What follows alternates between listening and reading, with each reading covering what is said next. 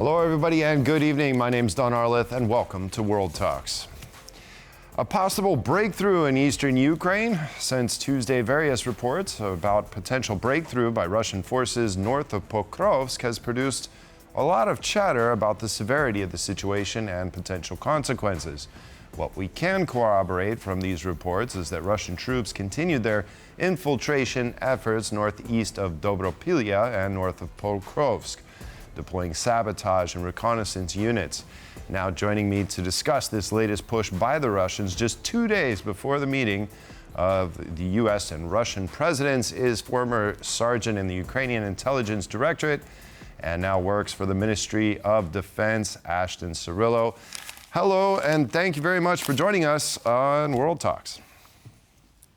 Don, it's always a pleasure to be on TVP World and to be able to speak to our Polish supporters and supporters around the world. We're grateful for everything you guys do for us. Well, thank you for that. Now, concerning this latest push by the Russians, what can you tell us? What exactly is going on in this new salient near Dobropilya? Well, to call it a new salient, I think underscores or downplays what's been happening. We are fighting a 1,500-kilometer front line. And with Russia's manpower advantage and the willingness of the dictator Putin to sacrifice his men and women in very, very high quantities, we're looking at a situation where it's less of a breakthrough and more of Russian troops flooding the zone in order to eventually end up dying. There's no other way around it. Are things great at the front for the Ukrainian side, for our side? I'm not going to say it's great. What I will say is a lot of this discussion over this supposedly 10-kilometer breakthrough needed to be looked at with a closer lens. Yes. Now, according to some Ukrainian mill bloggers, Russian sabotage group soldiers are changing into civilian clothes and occupying empty houses in these villages. You mentioned the extreme length of the front lines in Ukraine. So, for a few guys to be able to exploit some holes in the front lines is nothing very significant. But if this is indeed true, and they are essentially forward deploying some troops just like this, what comes next? What is the next possible outcome here? Well, let's step back for a half a second, Don. These reports are something that we've dealt with the Russians before. They're war criminals. War criminals dress up in civilian clothes in order to try to infiltrate the lines. And in doing so, it just goes to show that they're not coming at them with their best military equipment. They're having to try to blend in with civilians to carry out these war crimes. What it means going forward is that we have to make certain that we're aware of all the tricks that the Russians are up to and to fill the holes where and when we can in preparation for their next efforts at any sort of breakthrough like we allegedly saw, but as I said, was not as significant as what was being reported at first. Yeah, and well, also there's been somewhat of a gap in intelligence, what people have been able to view all along the battlefields. How has it become difficult for you to collect intel on the exact situation there in Dobropilya and even in Pokrovsk? We have a unique situation. We have tremendous amounts of real-time intelligence coming in from our drone operators, who are the best in the world. Ukrainian drone operators are the best in the world. That said, there's been very curious gaps in some of the satellite images and areas that the satellite imaging is taking place, specifically in the areas you're mentioning in the Pokrovsk direction. And so it's something that has to be looked into. It's quite possible just a hiccup in what is being transmitted, but at the same point, we have to stay alert to make certain that there's not any slowdowns or any gaps in coverage that could be corrected if, in fact, it's not just a hiccup in the system. Right. Now, many have said that if indeed this is a breakthrough, then it could pose major challenges and risks for the city of Sloviansk, Kramatorsk, Druskivka, and Konstantinivka. Do you share this view, and how dire is the situation at this point? I would say that the people in Kramatorsk and Sloviansk, Konstantinivka, Druzivka are resolute and resilient. Remember, Kramatorsk and Sloviansk were at the very front of the outbreak of Russia's invasion of Ukraine 11 years ago, and they understand what's at stake. That said, the sky is not falling. These are fortress cities. And the bigger concern is, what will Russia attempt to do in order to basically force the civilian population to flee? And what they're engaged in Konstantinivka and Druzivka and the surrounding villages is simply genocide. They are slaughtering civilians, not just in Kherson, which has been spoken about, but across the front. We had more civilians murdered by the Russian Federation last month than at any time since 2022.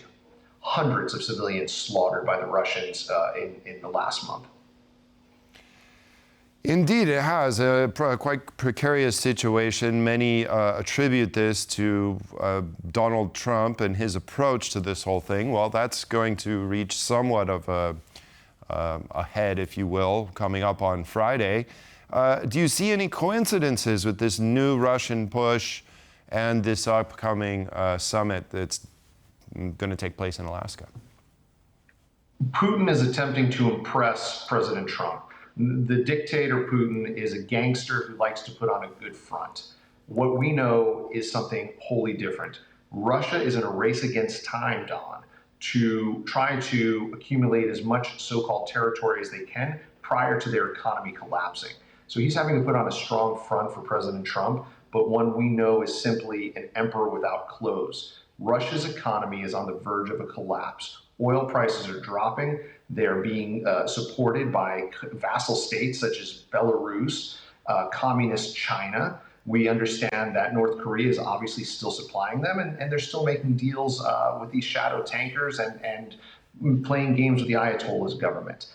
Putin has built this war effort on a house of cards, and he just hopes it doesn't crumble prior to getting in front of President Trump and engaging in any sort of negotiations for a full ceasefire, as President Zelensky has demanded on behalf of the Ukrainian people. Right, we had a slurry of meetings today with European leaders, as well as President Zelensky in Berlin, and then, of course, a video conference with President Trump. Now, do you think that these efforts here, this what seems to be kind of a last-ditch effort before these discussions on Friday, do you think they'll have an impact on what is discussed and what is likely to be closed-door meetings? We've seen leadership from our Polish partners, our partners in the United Kingdom, of course, throughout the European Union, that have stood strong. We've also seen it under NATO's new leadership. These countries understand what's at stake. What's at stake is Russian terrorism across the EU, specifically in Poland and the Baltic nations. And so I believe it's not what we would call last ditch. I believe it's an attempt to educate the United States that this is a lot more at stake than some territory in the east of Ukraine or the north of Ukraine. What's at stake is Russia running amok as the terrorists they are across the European continent, and that the United States has to be aware of the evil that is dictated by Putin on behalf of his terrorists. I want to go back because we forgot to show this map here. I'd like to go back to this, what appears to be this newly formed salient, not saying that it will take permanent, presence, if you will. And this could be very short-lived, just a short-lived tactical gain. But we can see that the advances have been quite significant to the north of Pokrovsk there. And Pokrovsk itself is, slowly becoming encircled. What are your predictions for the city of Pokrovsk right now and the advances on this sector of the front? Make no mistake, the city of Pokrovsk has been a frontline city now going on a year. if not longer. The governor of Pokrovsk, the military administrator of Pokrovsk, had suggested evacuations beginning just around a year ago. And what we understand is that the people have stayed resilient and strong the same way they have in cities such as Konstantinivka and Drzivka. Make no mistake, we have to understand what's happening. And so the military administration and the armed forces of Ukraine are doing what's necessary to ensure that there's an orderly situation in Pokrovsk and to make certain that the people are protected as well as possible in the face of this Russian terrorism. And as for military strategy, you brought it up yourself just a moment ago, how lasting this new sort of gain or these new gains are for Russia will be seen in the next couple of days. Why is that? Because some of our best troops have been deployed in a similar type of response to a quick response force. We have the best of the best down there right now, already taking prisoners of the Russian assault teams. And what we've seen with Russia before is pretty simple. They'd rather surrender than die for Putin. And because we've already begun to take prisoners, we know what happens. It's a domino effect on the morale of the frontline Russian fighters. Yep, and still got to constantly replenish the exchange fund. Ashton Cirillo, thank you so much for joining us tonight on World Talks. We appreciate it, as always. Thank you. Always a pleasure, Don. Thank you. And that concludes this edition of World Talks. Thank you all for joining us. Have a great evening, and we'll see you next time. Good night.